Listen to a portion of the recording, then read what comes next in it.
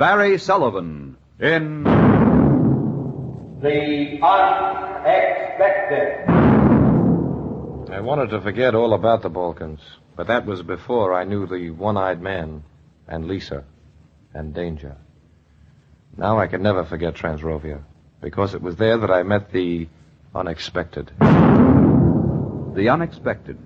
A secret future, a hidden destiny waiting for you.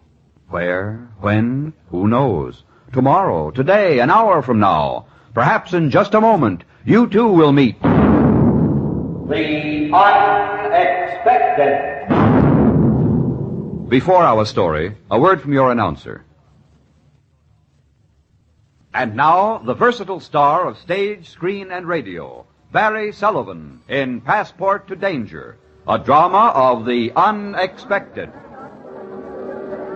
We're coming into the harbor now. I can see the docks looming up out of the fog, and the little tugs clustering around our prow. I've come home, safe, sound, and sane, and I won't be going back to the Balkans. Not for a long time, anyway. But I can never forget those last few days I spent in Transrovia. Never. The revolution began on a beautiful day in spring. Outside the heavy windows of the embassy, I watched a felt-hatted mountaineer take careful aim at a passing carriage. The coachman fell from the box, and the horses ran wild down the street. A blonde girl in a blue cape jumped clear of the vehicle and then sought shelter in an adjacent doorway. I felt just a little bit sick with disgust and fright as I reached out to take my passport from the smiling charge d'affaires. Here you are, Mr. Marshall. It seems too bad to leave Transrovia now, though. You're going to miss all the excitement. That's just why I am leaving, sir. I came here to teach English, not to be an innocent bystander in a revolution. Well, I see your point. And I hope you have a good trip. Thank you. Oh, by the way, I wonder if you'd mind doing the embassy a little favor. Favor? No, not at all. Since you'll be going through Rome anyway, would you object to taking this briefcase with you and turning it over to one of our agents there? But it contains some rather important documents, which the government of Transrovia has entrusted to us. I'm sorry, Mr. Henderson. The idea of danger and international intrigue doesn't appeal to me. And that's precisely why you're of value to us. No one would ever suspect you, Mr. Marshall. The briefcase was lying on his desk, black, battered, and locked. It looked ordinary and innocent, the sort of portfolio an unsuccessful lawyer carries into court. How was I to know its contents could mean death? If I may have your passport back for a moment. He took my passport, raised one of the seals, and stamped a curious mark beneath it. It looked like the 3 bells on the slot machine. Then he handed me back the passport and the briefcase. The person you're to meet in front of the Coliseum will have a similarly stamped passport. But, Mr. Henderson, I haven't said that I'd take...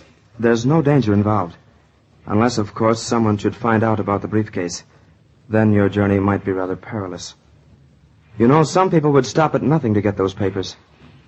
Oh, well, there's no point in crossing a bridge before you come to it. Good day, Mr. Marshall. I came to the bridge about 3 blocks away. It was a high, narrow stone affair that arched over a little canal-like gully. As I started up the steps, I had an uneasy feeling, so I turned and looked behind me. There was the one-eyed man. He was short and round, and the pupil of his good eye was unnaturally large. He smiled at me. And when he smiled, invisible insects crawled up my arms, and I knew I was afraid. You walk very fast for a foreigner, Mr. Marshall. Now, may I have a look at that briefcase, please? Certainly not. It only contains some personal papers, lecture notes, things like that. My name is Dr. Gavich. I am interested in lecture notes. I'm sorry, I have a boat to catch. I am a curious man, Mr. Marshall, and I think lecture material provided by your embassy should be most fascinating reading. You will now please give them to me. The knife was long, broad-bladed, and rusty. I grabbed his wrist with my right hand and aimed a left cross at his good eye. He fought like a professional with a grudge against the Marquis of Queensberry, and a sudden kick sent me sprawling. In another instant, Dr. Gavich was bending over me, smiling, knife in hand. But before it could descend, a small, round piece of stone came sailing through the air and caught him behind one ear. He went down sideways like a duck in a shooting gallery. I would make a good ball player, no? It was the blonde girl in the blue cape I'd seen in front of the embassy. She was leaning out of the window of an elderly limousine. She was smiling. She wasn't really pretty, but her eyes were large and tragic. and her hair was the color of wheat in mountain fields. And when she smiled, I just couldn't hear the shooting in the square. You are not hurt? No. I'm fine. I'm fine, thanks to you. I am glad. I do not like little men with long knives. I'm very indebted, Miss... I am Lisa. And now, goodbye and good fortune. She pulled down the blind on the car window. The light grew dim, as if I were inside and she out. I turned around then to take another look at Dr. Gavich. He wasn't where I'd left him. In fact, he wasn't anywhere in sight. Only the small piece of stone lay shining on the cobblestones. I walked over and picked it up. One side was carved with an ornate device that I recognized. Lisa had pitched a clean strike with the Great Seal of Transrovia.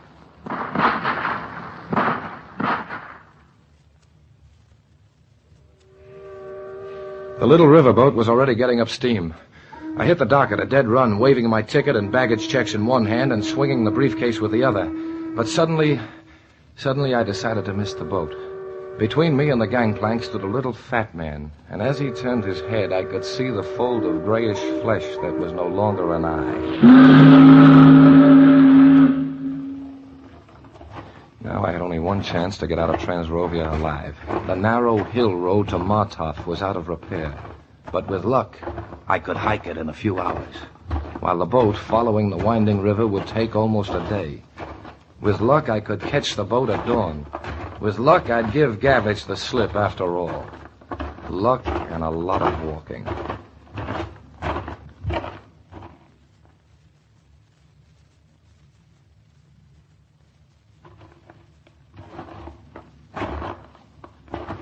Martov is a tiny resort town with small, steep-roofed houses clustered together at the bend of the river.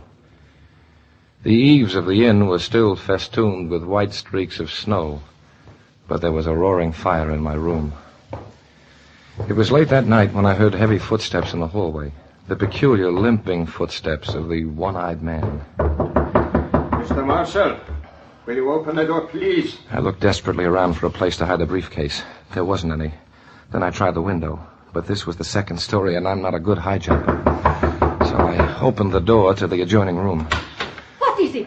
What are you doing here? Lisa.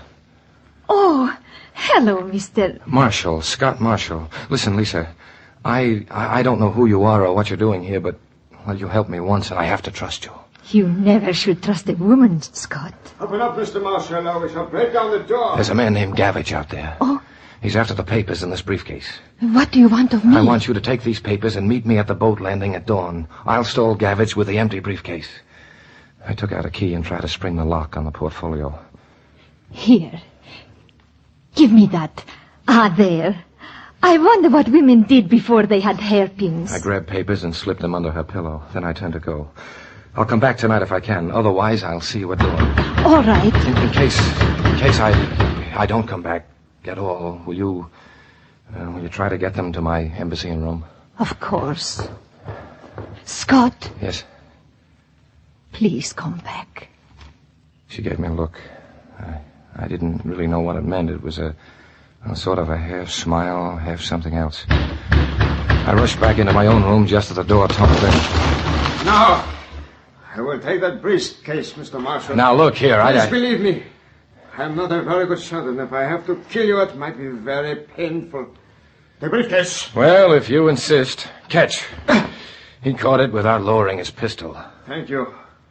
You're a very intelligent young man. Good evening. I didn't feel so intelligent when I went back into Lisa's room and found that she was gone. Well, maybe she'd be around at dawn. You never can tell about a woman. I waited alone on the pier, but Lisa didn't come at dawn. When the boat pulled in, my heart dropped off the dock and sank into the muddy water of the river. But my body started up the gangplank. Scott! Oh, Scott! Lisa. Here are your papers. Oh, thanks. Lisa, Don't say it. Not now. Perhaps some other time. Some other place. All right. Thanks and goodbye. Scott, Till we meet again.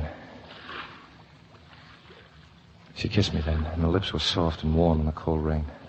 They clung to mine for an instant, and her arms tightened around my neck. As the boat pulled away, she stood on the dock waving goodbye. The sun came out and made a rainbow around her hair. I smiled to myself. Well, I hadn't made such a bad foreign agent after all. I'd saved the papers, outsmarted Dr. Gavich, and even met a beautiful girl. That's all that's expected, isn't it? You think the story is over, don't you? But wait. Wait for... The unexpected.